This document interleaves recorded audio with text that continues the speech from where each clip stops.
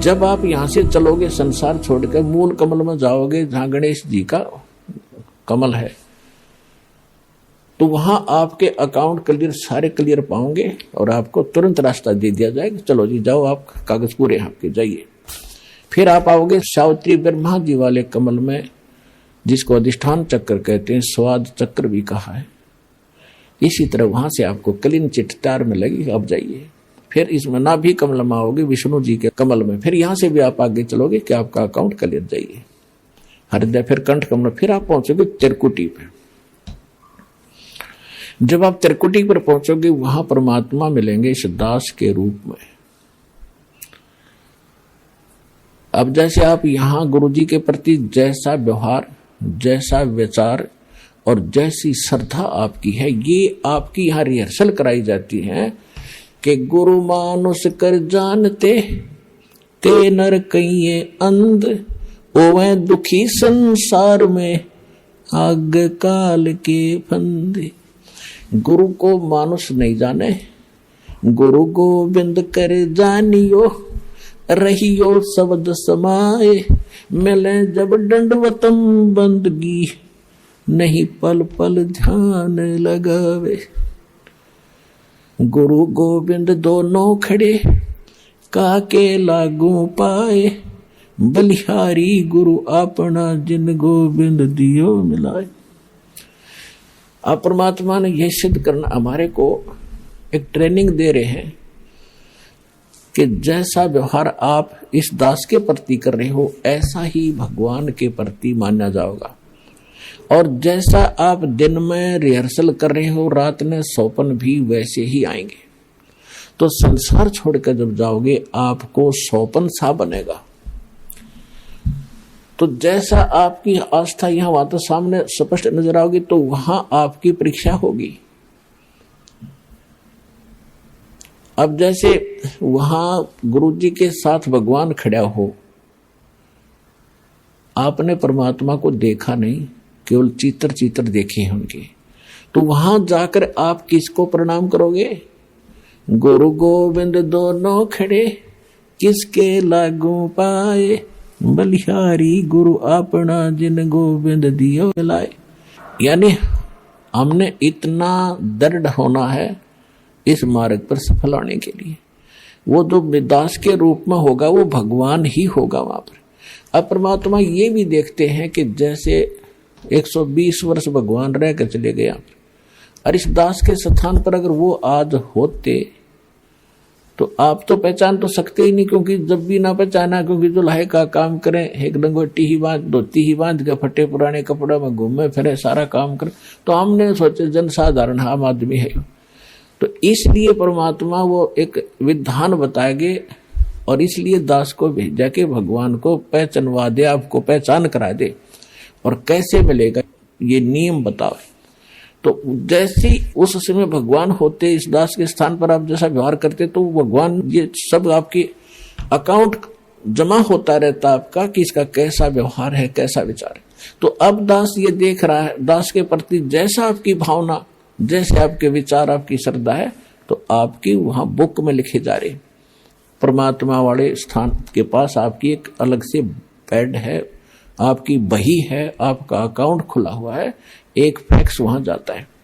तो उस समय फिर आपका जैसा स्वभाव आप वहां प्रयोग करोगे त्रिकुटी पे, जैसा आप यहां कर रहे हो एडिट होगा। फिर वहां से अगर गलती कर दी तो आपको फिर भी वापस पटक दिया जाएगा, वहां से भी आपको फेल होकर वापस निराशा हाथ लगेगी।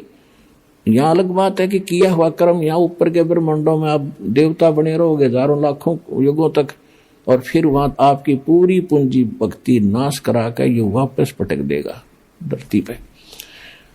तो इससे बचने के लिए जो पहले हम मार खा गए, हमने धोखे खाए, उससे बचने के लिए अब ये फाउल पॉइंट बताए जाते हैं। इसमें दृढ़ रहना बच्चों, बार बार यही आपको बताया जाता है। जब आप त्रिकुटी पर पहुंचोगे तो वहां ये नीचे के मंत्र तो हो गए साफ, कंठ कमल तक सारे आपका हिसाब किताब हो गया। आपके साथ वो 2 मंत्र का जाप वो और साथ है। यहाँ कंठ कमल से लेकर त्रिकुटी तक जाने का बहुत लंबा रास्ता है। ये तो एक यहाँ तो मैप है, वहां ओरिजिनल चीज है। तो वहां जाने के बाद जब आप पहुंचोगे तो 2 मंत्र आपके पास होंगे, 3 मंत्र होंगे, उनकी कमाई आपके साथ होगी। ओम तो ब्रह्म का है, और दूसरा जो मंत्र सांकेतिक आपको दिया जाता सतनाम है, वो अक्षर पुरुष का मंत्र है, सातसंग ब्रह्मांड के स्वामी का। अभी तक हमारे को 10वां द्वार का ही ढोल पीटा गया ऋषि व ऋषियों के द्वारा। और एक जम्मू के अंदर मधु परमहंस को और कबीर पंथी को और कख का पता नहीं इसने, और वो कबीर साहब की कितना अधूरी सी बाणी पढ़ ली, 11वीं खिड़की एकादश, और वो छाती कुट्या करता ने कहा था मेरे जैसा किसी के पास ज्ञान नहीं, इस ब्रह्मांड में जो वस्तु है मेरे पास नहीं। और 11वां द्वार पा गया, 11वां द्वार इसे किसी ने बताया नहीं। कमाल के आदमी है ये, तो कबीर सागर में लिखा है, आपने पढ़ लिया तो कला टूट गया। भक्ति आपके पास नहीं, ज्ञान तुम्हारे पास नहीं, जबकि कबीर साहब ने तो 12वां द्वार बताया है, 11वां नहीं है। 11वां तो अक्षर पुरुष के लोक में जाता है, इसने उसका भी ना पता, वो सुन रखी है 11वां द्वार एकादश खिड़की लगी। अब क्या है, जो ओम नाम के जाप का कमाई है वो वहां त्रिकुटी पर अकाउंट करवा दिया जाएगा। धर्मराज के दरबार में जाएंगे, परमात्मा आपके साथ होगा इस दास के रूप में, और उनसे कहेगा भी इसका हिसाब करो। गीता अध्याय नंबर 18 के श्लोक नंबर 66 में आपका विधान है, क्योंकि वहां जैसे वकील बताते हैं जजों के सामने, जी ऐसा सब उस धारा में ऐसा लिखा है, ऐसा लिखा है, ये खरा उतरता है, तो जज उसको स्वीकार करता है। तो जाते ही अब जैसे कबीर साहब के एक शब्द है, कर ले गुरु वकील मुकदमा भारी है, भाई कर लो गुरु वकील मुकदमा भारी है। तो गुरु एक वकील का भी काम करेगा आपका। तो वहां जाकर के भगवान होंगे इस दास के रूप में, और वहां उनको कहेंगे जी आपके विधान में लिखा है, गीता अध्याय नंबर 18 के श्लोक नंबर 66 में, सर्वधर्मान परित्यज्य माम एकम शरणम व्रज अहम तवा सर्व पापे भयमोक्षामि मा शुच। इसका अर्थ इन्होंने गलत कर रखा आज तक के अनुवादकर्ताओं ने। इन्होंने क्या कर दिया, श्री कृष्ण जी कह रहा है, श्री कृष्ण मान रहे थी तो कि तू सब धर्मों की सब पूजाओं को छोड़कर एक मेरी शरण में आ जा, फिर मैं तुझे सब पापों से मुक्त कर दूंगा। गीता अध्याय नंबर 2 के श्लोक नंबर 7 में अर्जुन पहले ही कह रहा है कि मैं आपकी शरण हूं, आपका दास हूं, मेरी बुद्धि अब काम नहीं कर रही, मैं युद्ध करूं कि ना करूं, मुझे सीधा मार्ग बता दो, आप मेरे गुरु, मैं आपका शिष्य हूं। अर्जुन तो पहले उसकी शरण में था, ये सट्टे मारे तो कई नकल तो थी नहीं।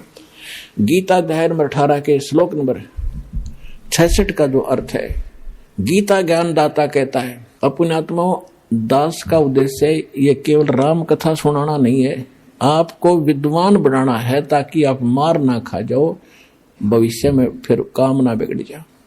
और बहुत आसान तरीके से आपको समझाया जा सकता है, 1 बार 2 बार 100 बार बताऊंगा, अपने आप हृदय में समा जाएगी आपके। इस झूठ को हमने लाखों बार सुन लिया तो वह सच्ची होगी, सत्य को भी सैकड़ों बार सुनोगे अपने आप, सत्य तो है ही सत्य, या तो ऐसा जगह बना देगी फिर कोई टस से मस नहीं कर सकता।